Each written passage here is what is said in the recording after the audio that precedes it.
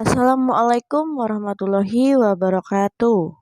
So today we are going to continue our lesson for Unit 28 on page 135 and it is about adverbs.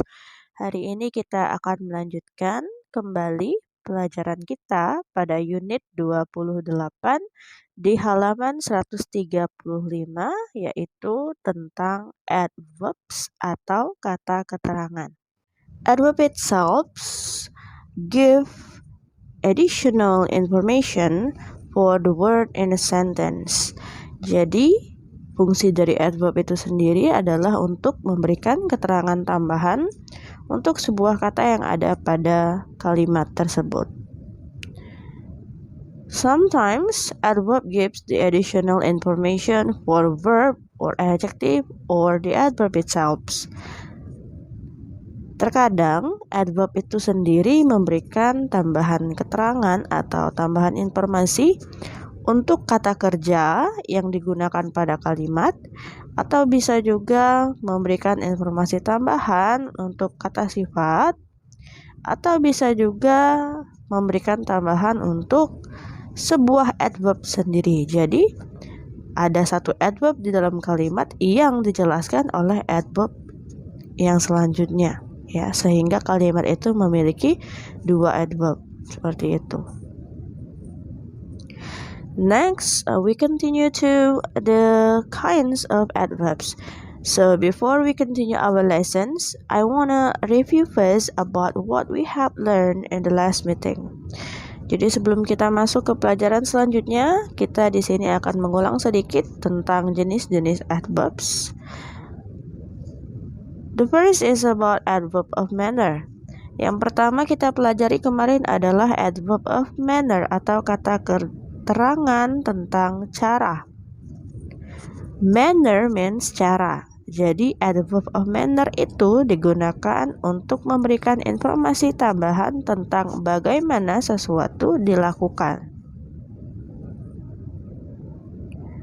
Biasanya adverb of manner itu mengikuti kata kerja jika di dalam kalimat ya. Hingga dengan demikian, adverb of manner jika dia mengikuti kata kerja, maka dia akan memberikan informasi tambahan bagaimana action atau aksi atau pekerjaan itu dilakukan. Seperti pada buku on page 135, we have the example here. She sings beautifully. Kata beautifully di situ adalah adverb of manner yang mengikuti kata kerja sings. Sehingga beautifully di sana memberikan informasi tambahan tentang bagaimana dia bernyanyi. She sings beautifully. Dia bernyanyi dengan merdu. Oke, pada intinya ada 3 hal yang harus kita ingat tentang adverb of manner. Yang pertama, fungsinya adalah memberikan informasi tambahan tentang bagaimana sesuatu dilakukan. Yang kedua, adverb of manner terbentuk dari kata sifat yang mendapat tambahan li. Ya, beautifully. Beautiful adalah kata sifat yang mendapat tambahan ly di belakangnya, kita baca li, sehingga menjadi adverb of manner. Oke. Jika diartikan ke dalam bahasa Indonesia, tambahan li berarti dengan. Jadi beautiful jika untuk suara itu artinya merdu. Kemudian kalau ditambahkan li, beautifully artinya menjadi dengan merdu. Dan yang ketiga, adverb of manner biasanya mengikuti kata kerja dalam kalimat. Ada 3 poin yang harus kita ingat ya. Next, we have adverb of place. Sesuai dengan artinya, place berarti tempat. So, this kind of adverb gives the additional information about where something happened or where the event happened. Jadi untuk adverb of place sesuai dengan namanya yaitu keterangan tempat, artinya kita akan memberikan informasi tambahan tentang di mana atau tentang tempat terjadinya sesuatu. Atau bisa juga letak dari sesuatu ya.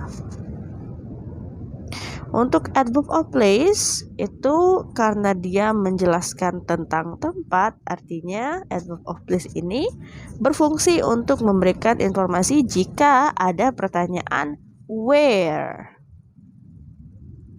For example, where are you?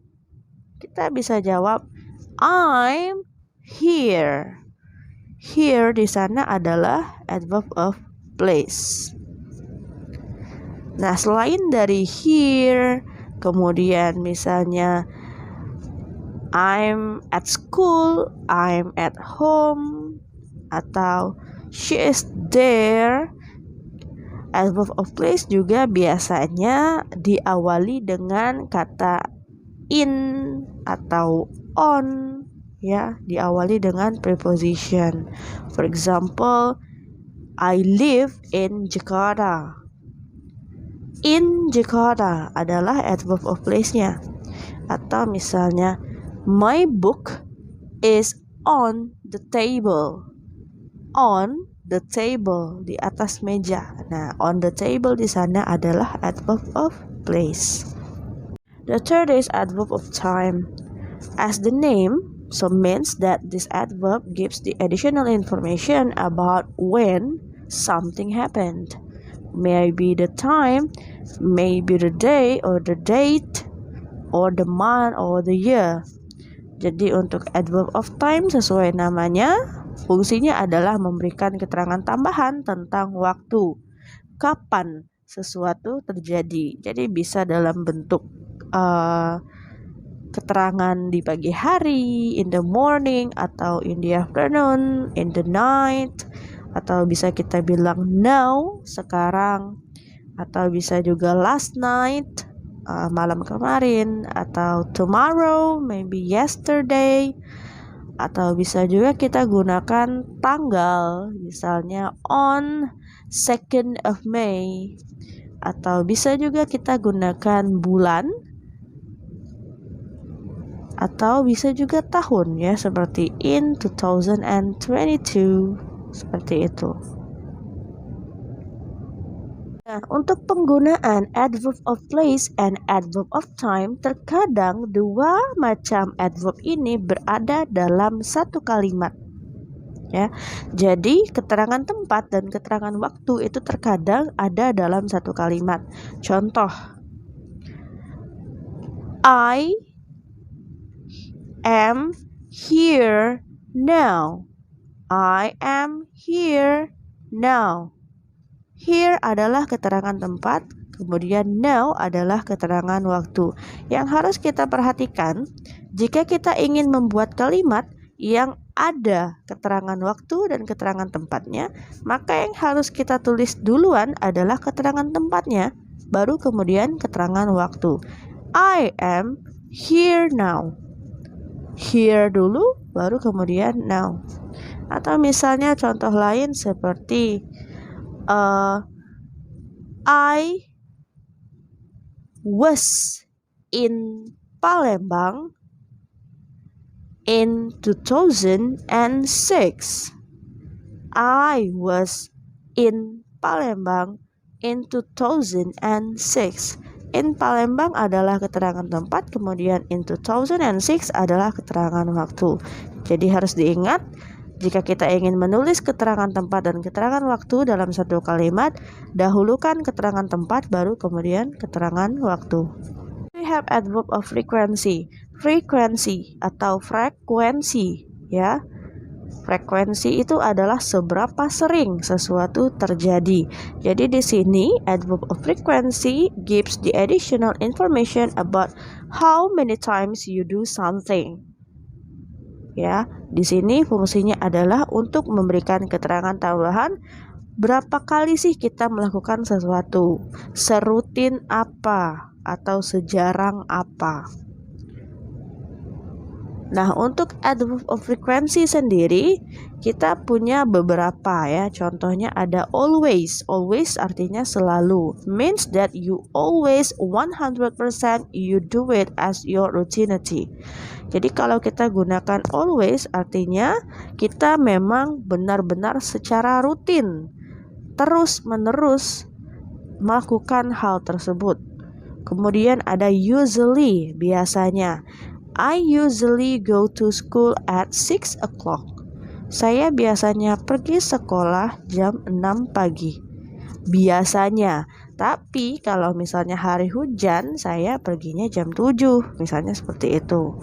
Usually itu mendekati always, tapi tidak always ya. Usually itu hampir selalu tapi tidak selalu. Ada sekali atau dua kali yang tidak sesuai dengan jamnya. Misalnya tadi biasanya jam 6 tapi karena sesuatu hal menjadi jam 7 seperti itu. And then frequently dan often. Frequently dan often itu memiliki arti yang sama. Jadi kita bisa gunakan dua-duanya dalam kalimat ya, bisa dipilih.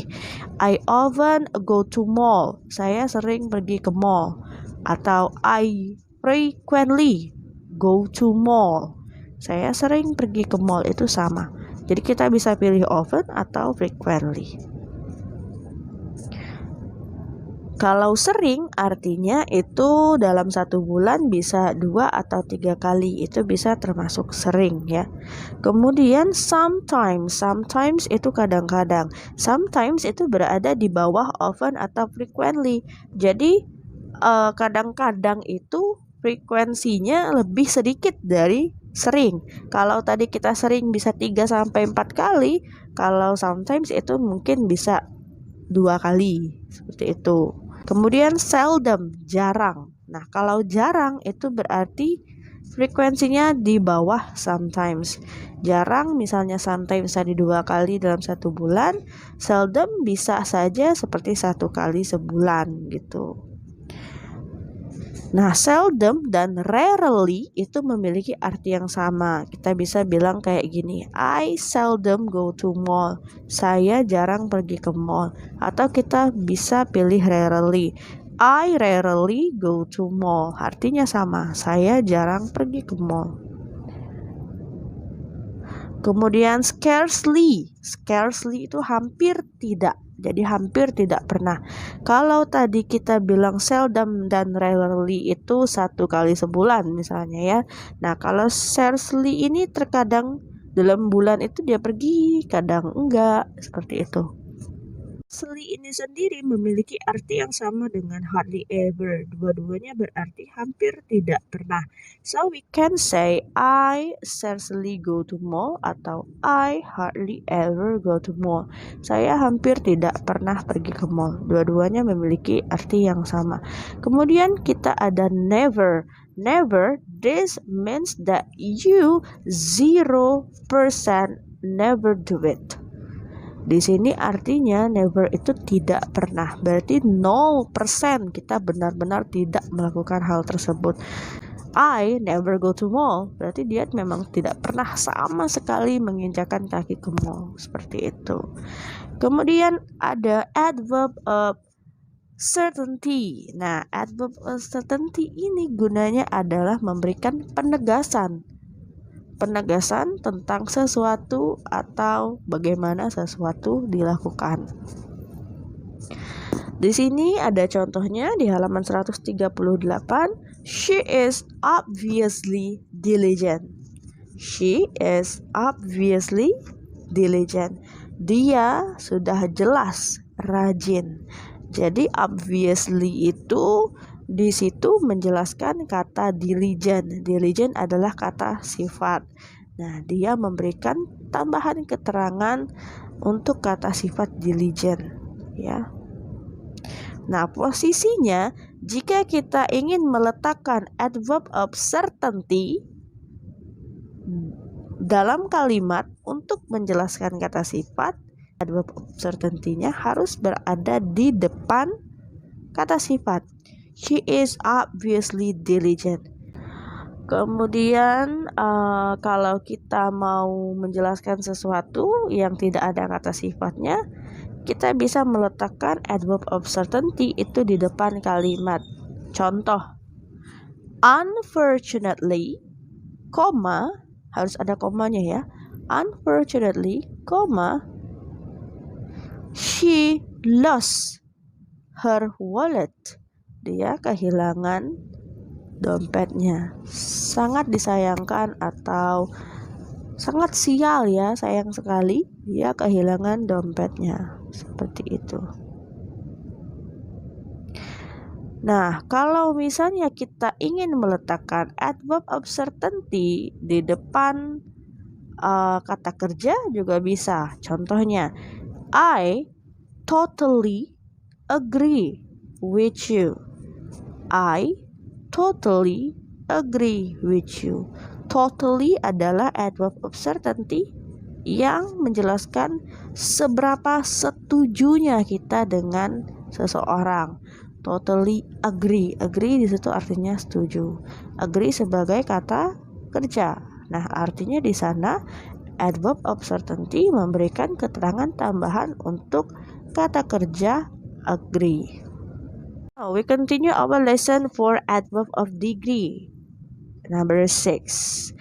Adverb of degree umumnya digunakan untuk menerangkan kata sifat atau kata keterangan itu sendiri, yang merupakan kata keterangan menunjukkan derajat atau tingkatan suatu keadaan. Di situ ada contohnya, she is fairly fat. Dia agak gemuk. Nah, jadi fairly di situ adalah adverb of degree yang menjelaskan kata sifat fat. Sama seperti adverb yang lain, kalau kita meletakkan adverb itu harus di depan kata sifat. Seperti itu. Kemudian ada he is very handsome. Dia sangat tampan. Kata very di sana adalah adverb of degree yang memberikan keterangan tambahan seberapa tampannya dia. Jadi very-nya ada di depan handsome yang merupakan kata sifat. Pada buku di halaman 139 di situ ada beberapa macam adverb of degree.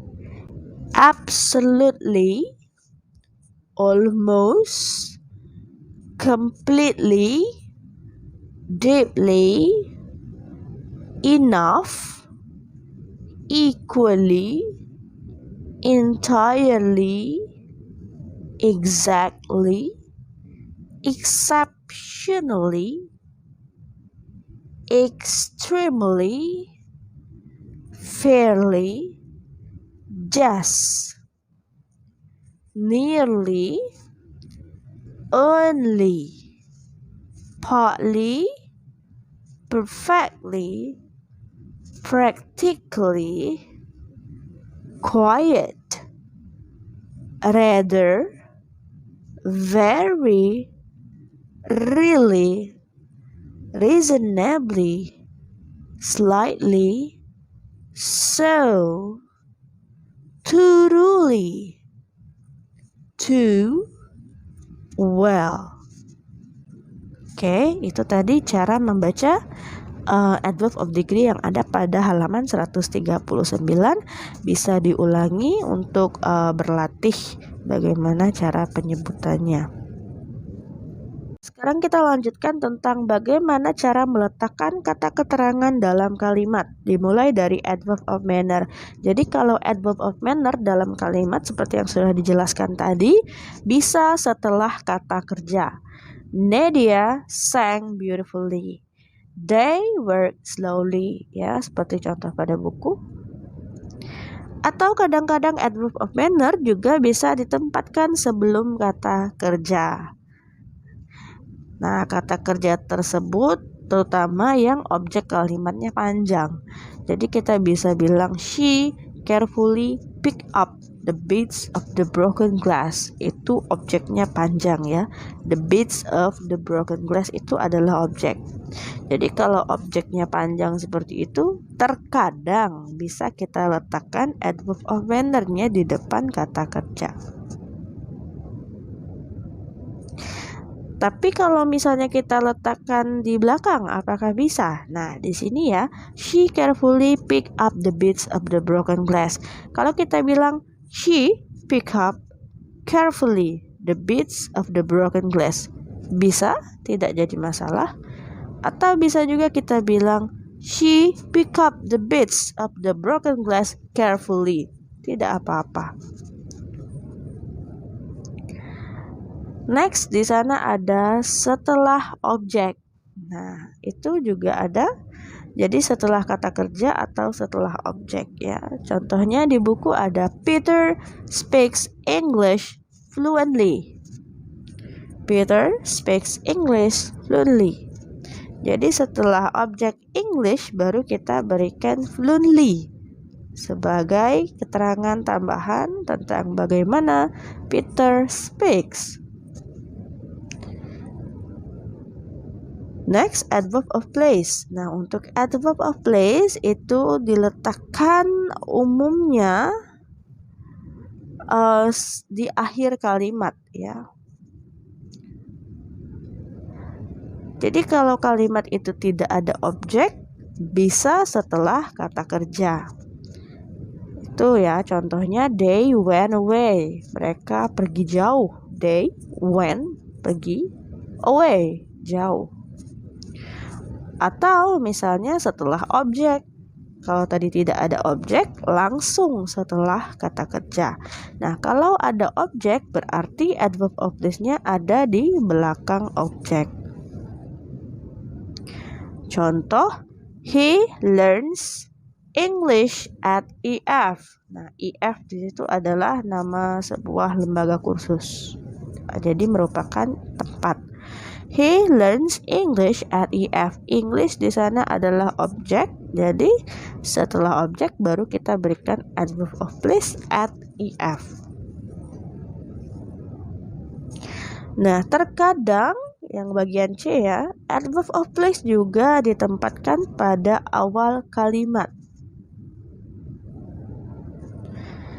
Kita ambil contoh yang lain, tidak dari buku, contohnya ya.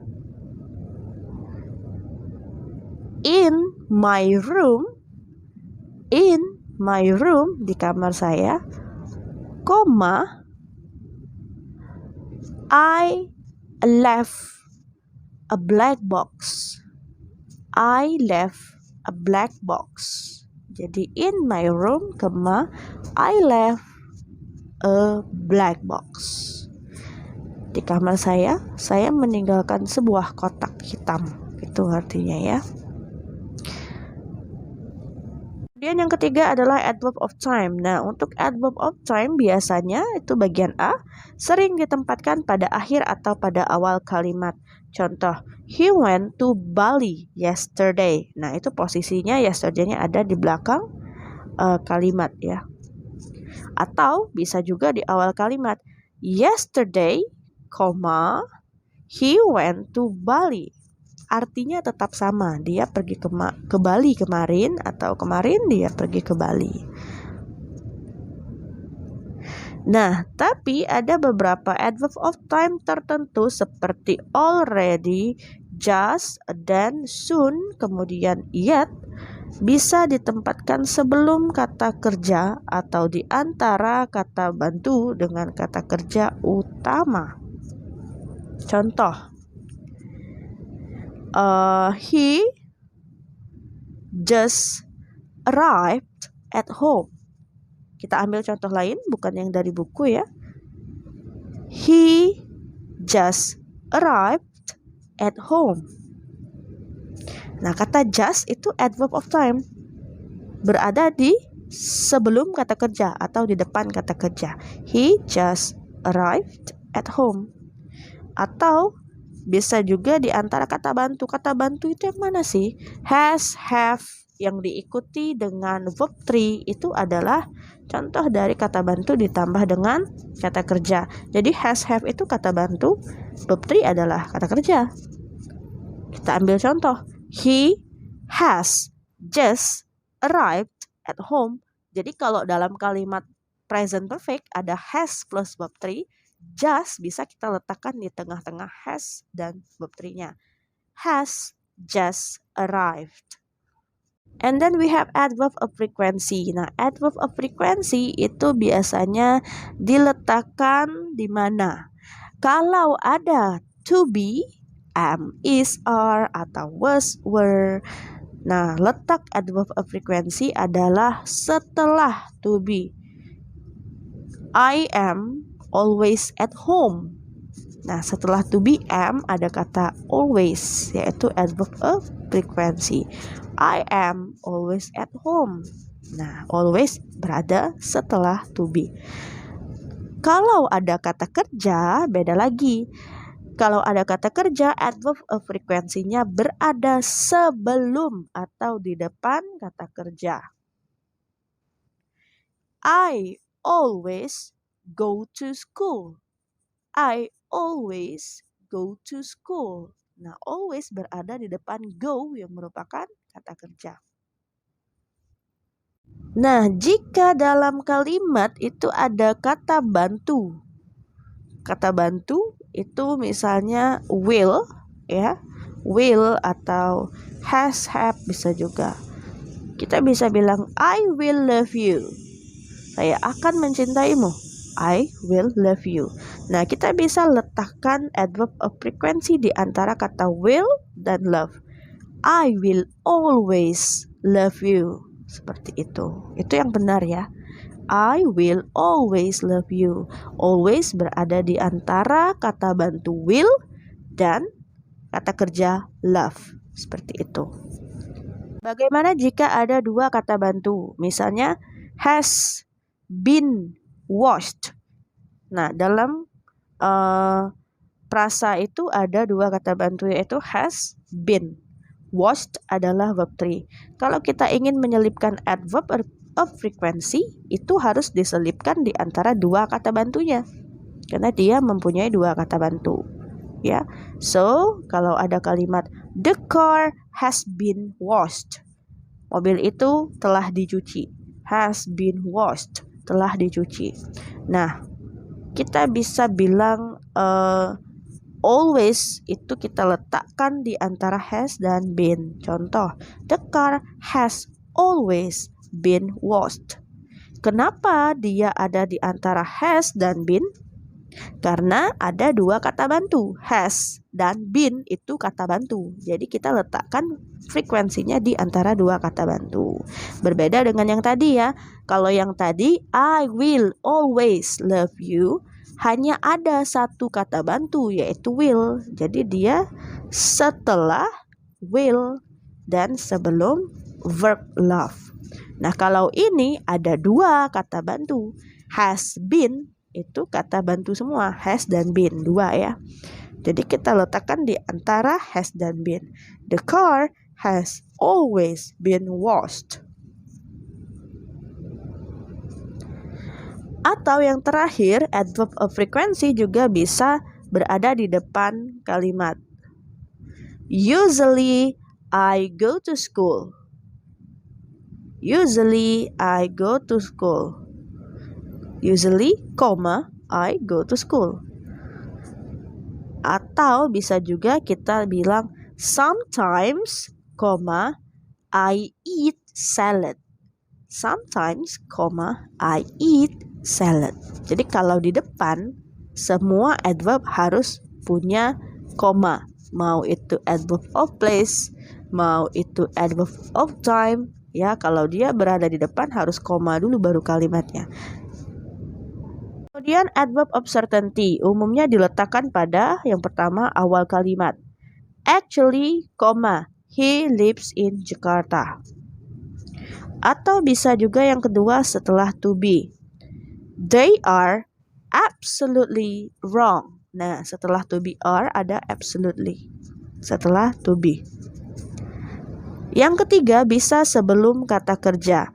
I totally agree. Sama seperti contoh yang tadi. I totally agree. Totally di depan atau sebelum kata kerja agree. Nah, kalau ada kata bantu dalam kalimat, Sama seperti adverb of frequency, kita letakkan adverb of certainty setelah kata bantu. Contoh, the house has probably been painted. Jadi setelah has yang merupakan kata bantu, kita letakkan adverb of frequency probably. Atau yang terakhir itu bisa pada akhir kalimat, ya. She gave the money to me entirely. Entirely adalah adverbnya, kita letakkan di belakang. She gave the money to me entirely. The last is adverb of degree. Nah, untuk adverb of degree itu biasanya diletakkan pertama ya, sebelum kata sifat atau sebelum kata keterangan. He is absolutely wrong. Nah, dia berada sebelum kata sifat. Kemudian yang kedua, enough. Enough itu adalah adverb of degree. Kalau dia bertemu dengan kata sifat, enough itu harus berada di belakang kata sifat. You are old enough. Kamu sudah cukup tua. You are old enough. Old ada kata sifat. Nah, di belakangnya baru kita tambahkan enough. Seperti itu. Yang ketiga, adverb of degree bisa diletakkan sebelum kata kerja atau setelah kata bantu. Contoh, I hardly recognize them. I hardly recognize them. Jadi hardly di sana berada di depan kata kerja recognized. Atau bisa juga diletakkan setelah kata bantu. She has almost finished her homework. Has almost finished. Setelah kata bantu has, kita letakkan almost, ya. Seperti itu. So, that's all for the explanation about the kinds of adverb and how to use the adverb in a sentence. Itulah tadi pengulangan atau review tentang jenis-jenis adverb dan juga penjelasan tentang bagaimana cara meletakkan adverb dalam kalimat. Now, I hope that you can understand it easily. Then, this is the time to do the mini test on page 142. Sekarang waktunya kita mengerjakan mini test pada halaman 142. Itu ada bagian A dan ada bagian B. Seperti biasa, bagian A itu pilih jawaban yang tepat. Kemudian bagian B itu kita cari error di dalam kalimat itu. Kita cari yang salah pada kalimatnya. So that's all for today. We are going to continue our lesson to discuss this mini test later on. Thank you very much. Wassalamualaikum warahmatullahi wabarakatuh.